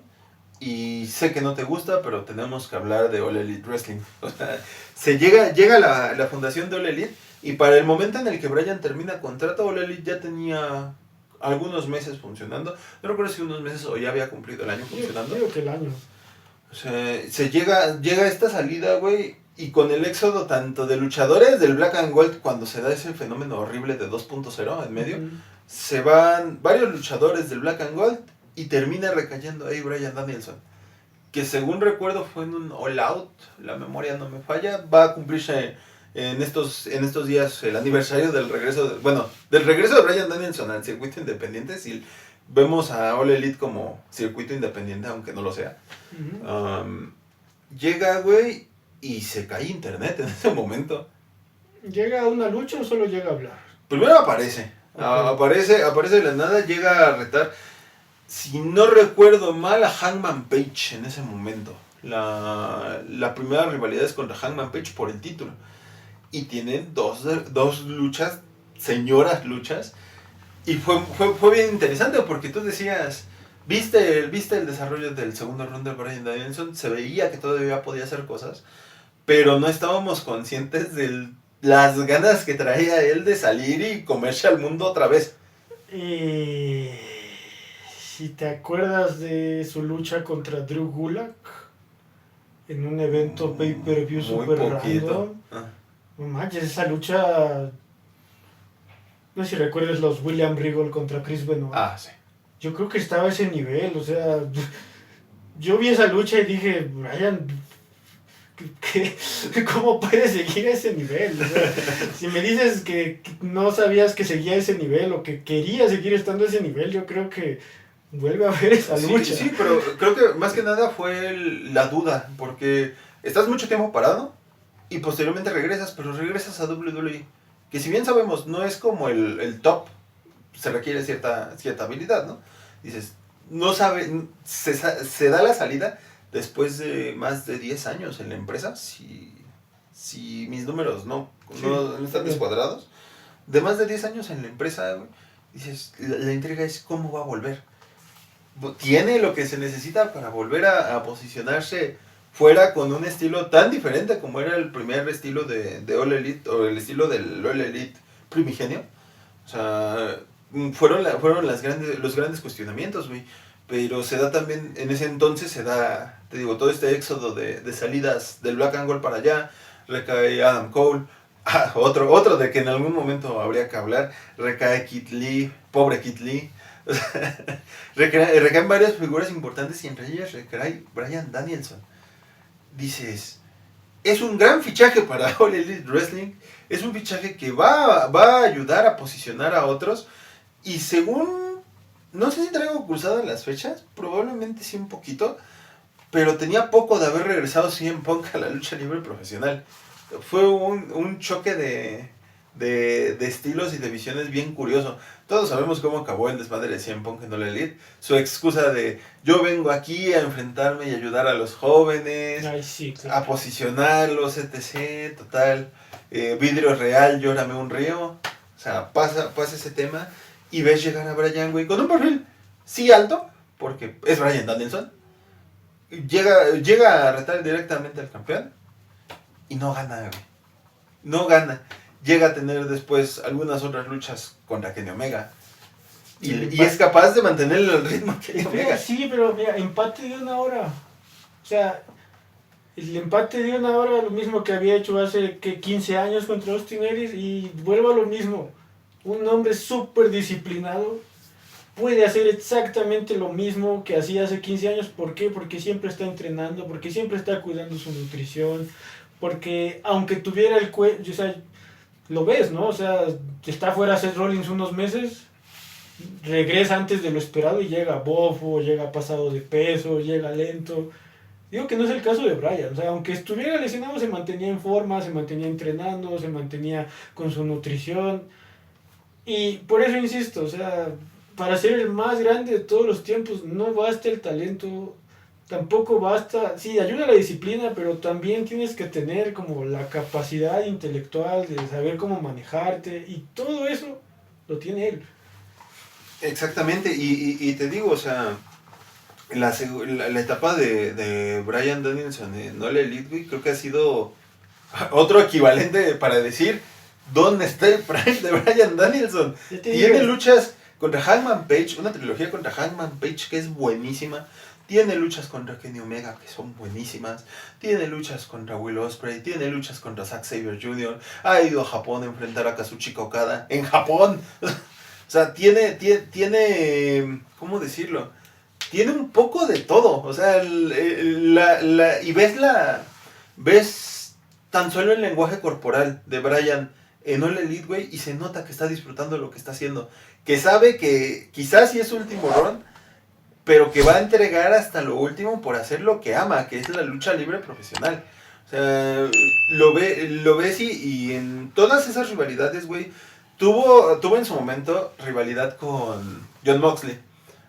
Y es donde se da, en todo ese éxodo de salidas de Black and Gold, llega William Regal, fundan el Blackpool Combat Club. O sea, pon tú que si no es una facción al nivel del Bullet Club, sí es una facción respetable.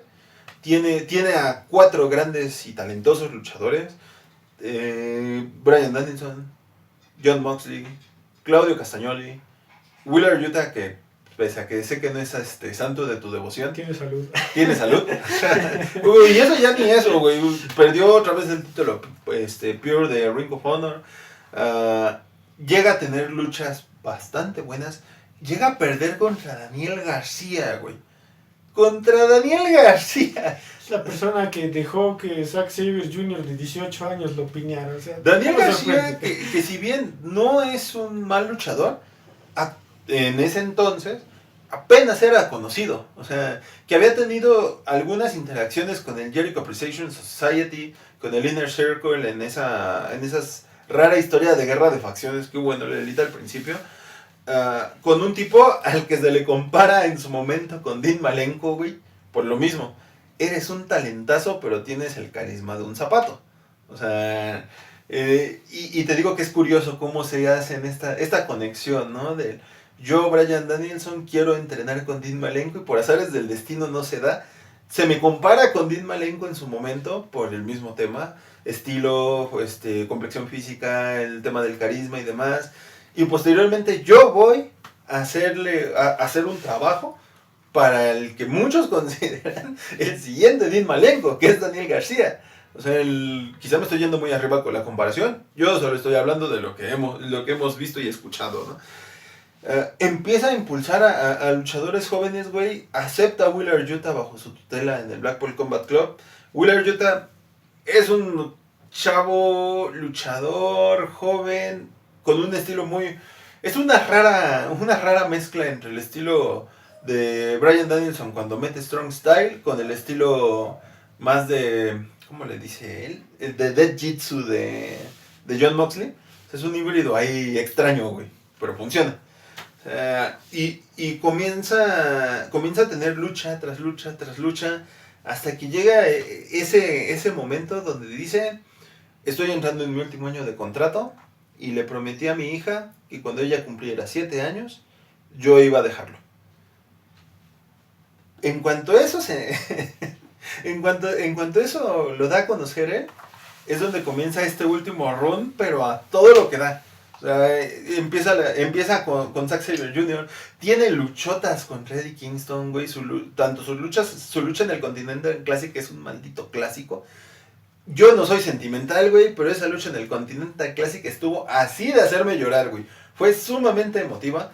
El cómo llevaron ese trabajo, el yo no te respeto, te tienes que ganar mi respeto. De eso lo decía Bryan.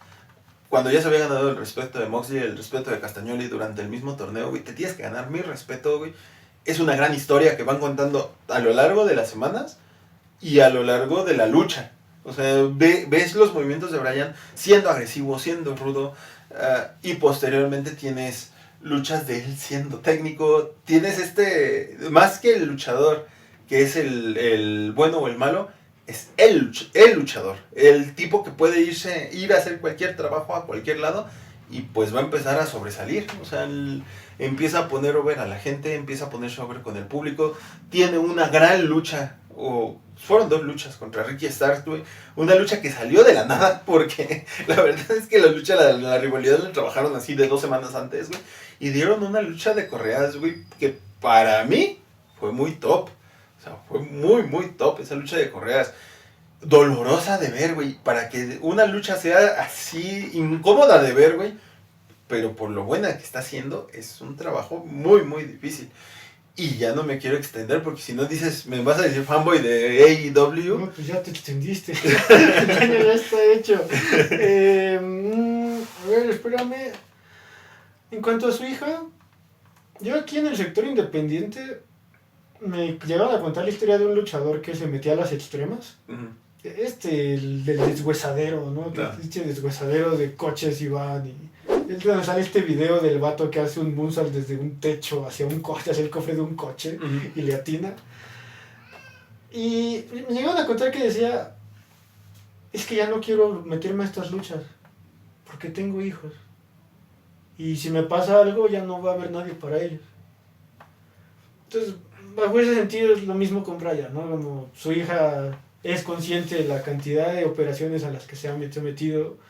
De hecho, anuncia este retiro este año y como a medio año de que está luchando a todo gas, sale que necesita otra cirugía para final de año, entonces se justifica totalmente. La lesión en el ojo, ¿te acuerdas? A ver, pero hubo una de retina en Ring of Honor y luego hay otra de Elite, ¿verdad? Ajá. Que es cuando saca su parche con pirata, ¿no? Fue después de una lucha con Andrade el ídolo, precisamente. Ok, sí, bien, todo eso. Y también otro comentario de todo lo que dijiste. Escuché a alguien decir que Daniel Bryan es el tipo de persona que puedes poner en cualquier lugar del mundo y te va a funcionar. Uh-huh. No solo eso, si tuvieras una máquina del tiempo y lo pones en los inicios de la lucha, esa cosa rara que pasaba en el circo, va a funcionar. Y si lo pones en los 70s va a funcionar. Y si lo pones en la época de Hogan va a funcionar. Y si lo pones en All Elite va a funcionar. Y si lo pones en cualquier cosa del futuro que vaya a pasar, va a funcionar. Uh-huh. Y yo no podría estar más de acuerdo. Sí. Honestamente. Justamente. Y fíjate que ahí está lo curioso, güey. Porque muchas veces este último run en All Elite fue denle el título a Bryan Danielson. Y Bryan Danielson fue No. O sea, no, porque no lo necesito. O sea, y muchas veces cuando pensamos que al fin se le iba a hacer después de luchas contra Kenny Omega, la lucha contra MJF, güey, en la primera, el Iron Man match que te comentaba, güey, todos dijimos, es el momento, Bryan va a coronar aquí, y lo único que hizo fue poner aún más arriba el nivel de MJF, de una MJF que es joven, que pinta a ser un gran talento, pero que en ese entonces tenía, no me acuerdo si era su primera o segunda defensa en un evento importante, en este caso fue en Revolution. Da una lucha de 1 hora 10 minutos, güey. Es épica esa lucha porque hay un momento donde MJF está llorando del cansancio y Bryan Danielson está sonriendo al mismo tiempo, sangrando de la cabeza. Un buen cuadro. Y dices, wow, o sea, qué manera de contar una historia. Se da este run al final, güey. Llega luchas contra Kazuchika Okada, va a Japón, tiene luchas contra el mismo Zack Sabre Jr., tiene una gran lucha en Wrestle Dream contra Zack Sabre Jr., un Dream Match en toda la extensión de la palabra, que ahora sabemos que se dio antes en las indies. O sea, el Continental Classic, que para mí fue un torneo, fue la manera de decirle a Tony Khan, no te puedo prestar para un G1 Climax porque te necesito aquí porque el vestidor se cae, pero te puedo ofrecer esto. Y la neta es que dieron un gran torneo en el Continental Classic. No sé qué más decirte de la carrera de Bryan Danielson en All Elite. Es difícil decir una lucha de él que sea mala. Ok, Ok, pregunta, ¿recuerdas alguna lucha de Bryan que sea mala? ¿De cualquiera de sus etapas? Si nos ponemos estrictos Sí. y sin afán de sonar haters, Sí. quizá alguna cuando traía su historia con la Wyatt Family. Pero... Eso fue muy gris. Pero sí, fue como la zona irrelevante. O sea, ¿también te acuerdas de cuando regresó? Que tuvo una rivalidad con el Miz, pero posterior a lo de los rookies y en Talking Smack que le dijo de cosas el Miz y que de plano salió, se fue caminando. Como tuvo una antesala para una lucha en SummerSlam, que... O sea, no... Probablemente si la viera de nuevo diría que no es mala, pero en su momento dije es que no... Irrelevante y no cumplió las expectativas, porque era una storyline como de 3 años. Y no, o sea, quizás esa yo podría señalarla como una mala lucha, ahora que mencionas su parte gris, que también lo metieron a la familia Wyatt para tratar de quitarlo de la escena para ir por el campeonato en WrestleMania, ¿no? Que es cuando se da todo este Yes Movement. Entonces, sí, o sea, sí esas partes como mal, pero y ya, o sea, y ya. Es que el resto, creo que es más que nada hacer un análisis muy fino, ¿no? De cada rivalidad en su carrera. Ya para casi concluir, no sé si quieras que vayamos... La Copa. La Copa Owen Hart. La Copa Owen Hart, sí. La Copa Owen Hart es un torneo que se hace para la Owen Hart Foundation, en la cual originalmente pues no tenía como un premio como tal, más que el titulito, la copa y el reconocimiento, ¿no? Se les da la oportunidad, ¿sabes qué? Los ganadores de la copa van a poder tener una oportunidad en All In por el título respectivo.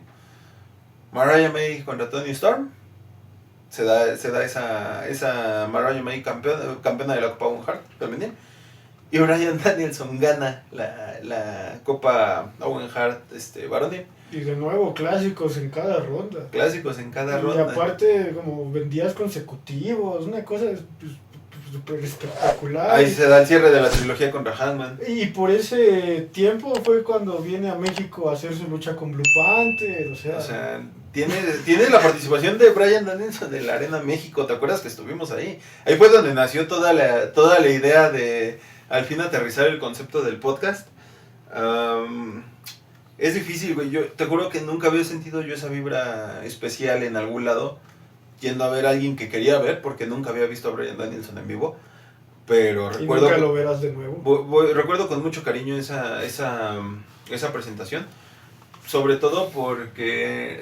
No hablo del Blue Panther contra Bryan Danielson, sino la lucha... La de la semana anterior, donde nos metieron así vamos a estar aquí la próxima semana.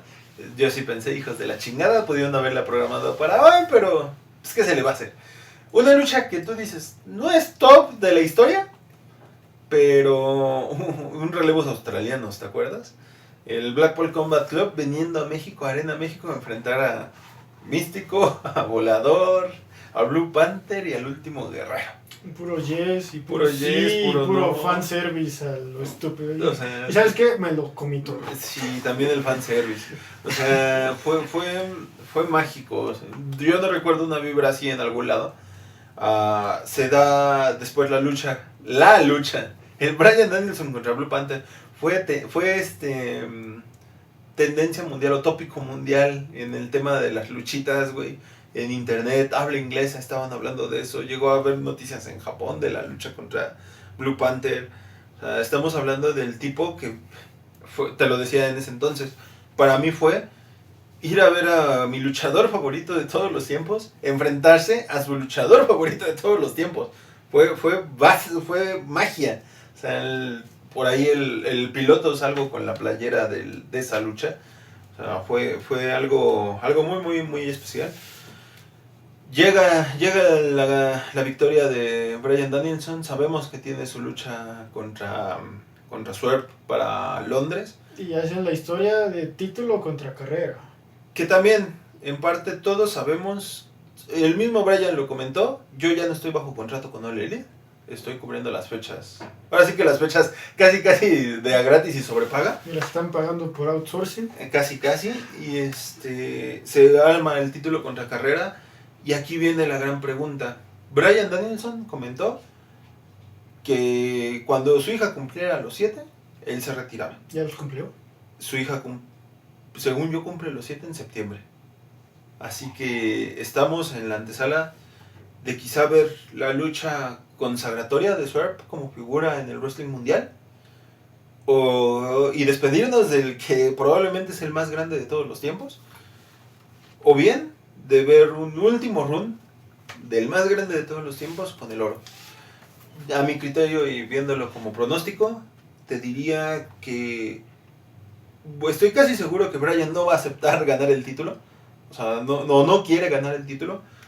Que si bien podría ser algo parecido al retiro de Sting. En el retiro de Sting ellos conservan los títulos en pareja, él y Darby Allin, y posteriormente lo deja porque se retira. No creo que vaya a ser por ahí. Podría ser.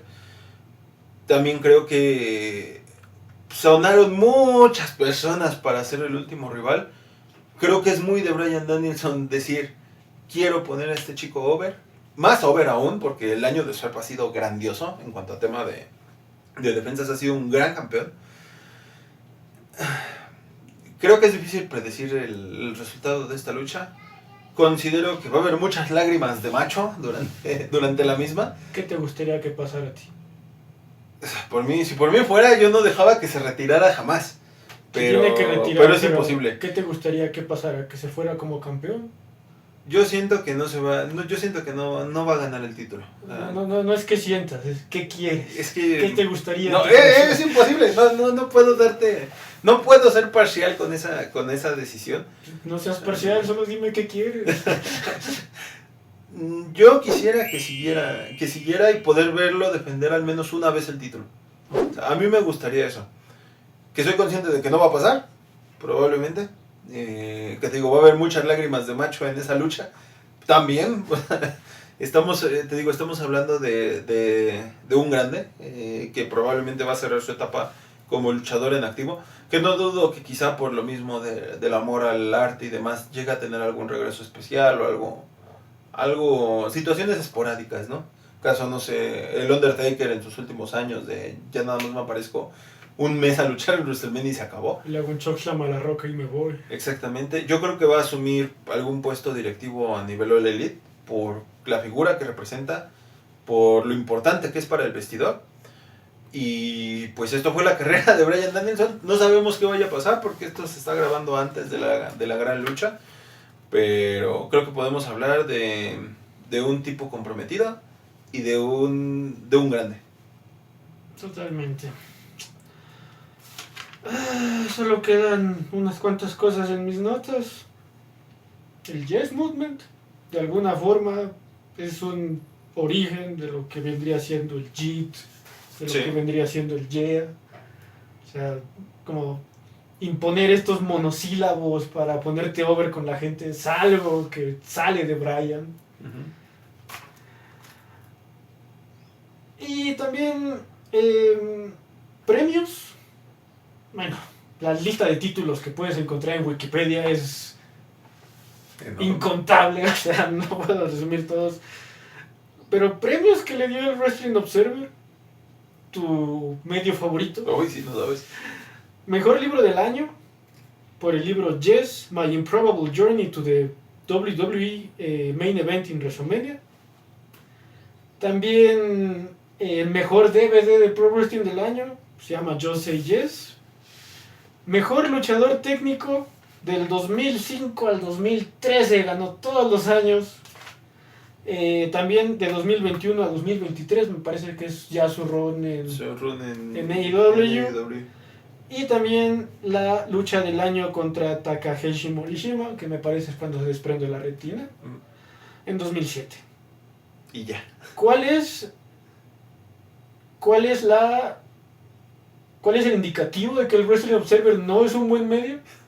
Ninguna lucha de Bryan Danielson tiene 5 estrellas. Yo espero que la de mañana tenga 5 estrellas. Debe tener 5 estrellas. Me parece increíble que no tenga ni siquiera el Iron Man match con MJF, güey, y para mí es un top. Mira, tiene una, no la voy a contar porque me parece una mamada. Y se hizo mucho debate y mame con eso, que fue la lucha contra Will Ospreay. Que le dieron creo que 7 estrellas y media, 8 estrellas, una porquería así. O O sea, es una gran lucha. Estamos hablando del mejor en el mundo contra uno de los mejores de todos los tiempos. Los dos hacen magia en el ring al mismo tiempo. No sé si sea la mejor lucha que he visto. Eso es subjetivo, totalmente subjetivo. Pero creo que es así como de la que te podría decir. El único bemol, la notita del... Creo que quizás se la dieron porque era lucha de Will Ospreay y no lucha de Bryan Danielson. Pues sí. O sea, pero, en fin, se nos fue el tiempo. Sí. Se nos fue el tiempo. Y finalmente, quiero cerrar con esto. En YouTube hay un video ensayo sobre la carrera de Bryan Danielson. Ahorita se me está olvidando el nombre de la persona, aquí lo pondrá el editor. Pero como nota final él dice, sí, Bryan Danielson es el mejor de todos los tiempos. Y si me preguntaran por qué, pues ya hice un video de 1 hora y cuarto explicando por qué. Pero todo eso es irrelevante. Porque la respuesta que yo les daría, Bryan Danielson es el mejor de todos los tiempos porque es la persona que más me hace amar a la lucha libre. Y con eso cerramos. Nada más que decir. Muy bien, chicos, eso ha sido todo por hoy. Esto fue Irrelevant Wrestling Chat, la charla irrelevante de luchitas. Yo soy Eugenio, representante legal de Miss Harley Williams. Y yo soy Ricardo. Somos mejor que la competencia y ustedes lo saben.